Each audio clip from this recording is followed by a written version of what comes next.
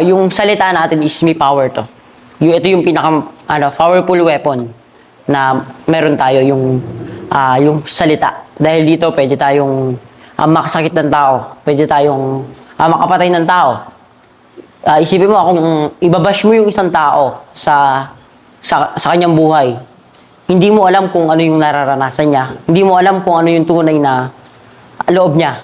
So dapat yung pananalita natin is alam natin kung hanggang saan lang yung natin, kaya natin na dapat lang sabihin natin. Gawin mong bisyo yung Panginoon. Yun yung gawin mong bisyo. Yun yung bisyo na hindi mo pagsisisihan bandang huli. Ayun po, stop po muna natin. So just heads up lamang po in this video is another throwback po na vlog. Tungkol kay Luis, ito po ay isa din po sa sa mga Bible, kumbaga isa sa mga vlog kung saan nga po is nagsishare ng Bible verses si Luis sa mga bata. At dito po napukaw po ang aking pansin kasi nga po meron siyang Bible verse para sa mga bashers kung saan nga po nasabi ni Luis na dapat daw tayong mga tao is kumbaga ingatan natin yung mga sinasabi natin, dapat may limit yung mga sinasabi natin kasi nga po yung salita ng nating mga tao is nakakasakit, nakakapatay, at isa ito sa pinaka-powerful na weapon nga daw po nating mga tao, yung mga salita po natin. At hindi daw po natin alam na baka yung sinasabihan natin, yung kumbaga binabash natin, kung nangbabash man tayo is may pinagdadaanan tapos sinasabihan pa natin ng mga masasakit na salita. So imbis na kumbaga tumaas yung kumpiyansa niya sa kanyang sarili, mas lalo nga po siyang malulugmok hanggang sa makaisip na ng mga bagay na hindi kaaya-aya. Kaya tama yung sinasabi ni Luis. At isa din po sa nabanggit ni Luis tungkol nga po doon sa kanyang payo na gawin daw po nating bisyo ang Panginoon. Kasi ito nga daw po yung bisyo na hindi kailanman na pagsisisihan. Ito yung bisyo na hindi dapat ikahiya. Kasi alam naman po natin pagdating sa bisyo, yung mga kabataan mahilig talaga sa bisyo ngayon. Inom, sigarilyo, sugal, droga, ito ganyan. So sabi ni Luis dito na iwanan or tigilan na yung mga ganyang bisyo at gawing bisyo nga po yung Panginoon, yung salita ng ating Panginoon. So ito po, ipagpatuloy po natin ang panonood kasi sobrang nakakatuwa lamang po si Luis. Talagang para na talaga siyang isang pastor kasi napakagaling po talaga niyang magpaliwanag ng Bible verse. So tara po. Sa Santiago, chapter 1, verse 19 to 21. Mga kapatid kong minamahal, unawain niyo ito.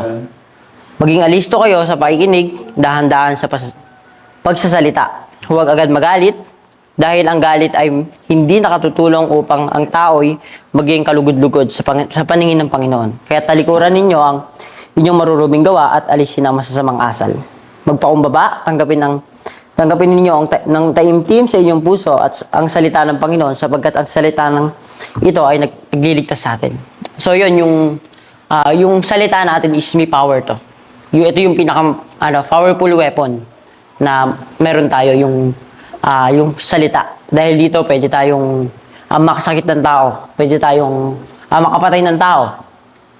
Isipin mo kung ibabash mo yung isang tao sa kanyang buhay, hindi mo alam kung ano yung nararanasan niya, hindi mo alam kung ano yung tunay na loob niya. So dapat yung pananalita natin is alam natin kung hanggang saan lang yung natin, kaya natin na dapat lang sabihin natin. Kasi yung sinasabi nga nila na huwag kang lalagpas sa belt. Di ba? Below the belt na yun pagka nagsalita ka ng masama sa sa kapwa mo. Tapos sabi dito na Grabe na yung mga wordings ni Luis Vice. Talagang alam mo yung halatang halata na maka-Diyos talaga siya. At tamang-tama po yung paliwanag niya na huwag po tayong lumagpas nga po sa belt or huwag tayong mag-below the belt na maaari nga pong hindi lang makasakit sa tao kundi maaari nga pong makapahamak na po sa taong pinagsasabihan natin. Kaya tama po yung mga paliwanag ni Luis. talikuran na natin yung masasama nating gawa. Yung mga natin dati, kunyari may bisyo ka, talikuran mo na yun. Gawin mong bisyo yung Panginoon. Yun yung gawin mong bisyo. Yun yung bisyo na hindi mo pagsisisihan bandang huli. Yun yung bisyo na mamahalin mo talaga yung alam mo sa puso mo na natatanggap mo yung salita ng Panginoon. Alam mo sa puso mo na isa sa puso mo, nagagamit mo sa pang-araw-araw lahat ng naituturo sa church. Kunyari ako, pagka nag-worship, pag sa tingin kong, ang sarap talaga sa pakiramdam. Kanina, ako yung nag-MC, so, kasi minsan talaga, nasa labas lang kami nag-worship. Kasi yung mga, meron ng puno na sa loob. So, kanina, na-try kong pumasok sa loob dahil ako yung MC, so, doon ako sa gilid. So, iba talaga pala pagka ginawa mo yung yung best mo sa Panginoon, yung magpupuri ka, wag mong isipin na nakakahiya sa ibang tao. Wag mong isipin na tinitingnan ka nila. Isipin mo yung Panginoon na isipin mo yung Panginoon na pinapapurihan mo, binibigyan mo ng respect. Yung tiyan mo si Tito. Wait lang. Kaya pala si Luis is unti-unti talagang nawawala yung pagkamahiyain niya ba? Kasi, kumbaga, ina-apply nga po niya yung mga natutunan nga po niya sa simbahan. Just like sa simbahan is nag-MC na po siya doon. So, alam po natin na mahiyain si Luis, pero dahil nga po sa kanyang pagmamahal sa Panginoon, sa kanyang pananampalataya sa Panginoon, at gusto niya nga po niyang ibalik lahat ng, kumbaga gusto niyang i-share lahat ng mga kabutihang nagawa ng Panginoon, especially sa kanya, is unti-unti nga pong winawala po niya yung pagkamahiyain niya para lamang talaga maibahagi sa lahat, sa mga tao sa kanyang paligid, yung kung ano yung naranasan niya sa tulong ng Panginoon. Kaya nakakatuwa talaga itong si Luis. Sobrang nakakatuwa. Di ba? Sobrang lalim po niya sa pananampalataya sa Panginoon. Yung pag-worship niya is sobrang nakakabilib. Yun yung gusto kong gayahin.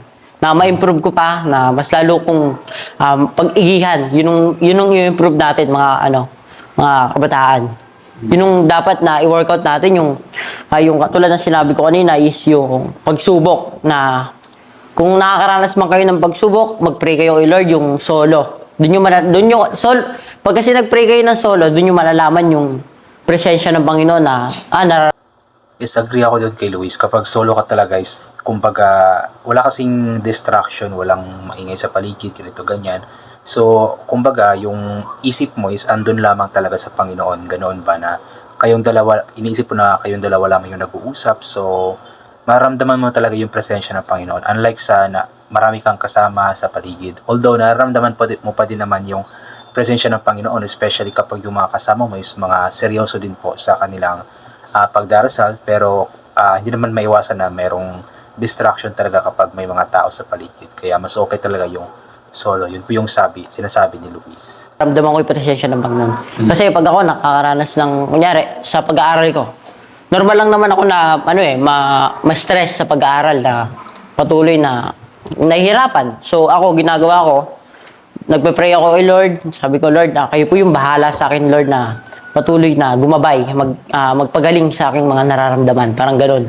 Na patuloy na ibigay niyo yung tiwala niyo kay Lord, na lahat, sabi nga ni Floyd, na lahat ng pag-aaral is enjoy nyo lang. Kasi pag in-enjoy nyo yan, maintindihan nyo yung pinag-aaralan nyo, maintindihan nyo kung paano talaga unawain yung mga sitwasyon na dumadating sa buhay natin. So patuloy tayong manalig, patuloy tayong mag-alab, patuloy na lumalim pa yung pananampalataya natin sa Panginoon. So yun lamang po. Maraming salamat. Grabe guys, sobrang nakakabilib si Luis guys. Talagang pastor na. Grabe yung improvement ni Luis pa. Malaking tulong po talaga sa kanya yung yung simbahan, yung church na pinupuntahan niya ngayon. Napakalaking tulong po. Kaya good job sa iyo Luis. And sana hindi ka magbabago at ipagpatuloy mo lamang yung kabutihan ng iyong kalooban at pagpuri at pagparangal, pagbahagi po ng mga magagandang bagay, mga salita ng Diyos. Kaya good job sa iyo Luis, and good luck sa iyo always.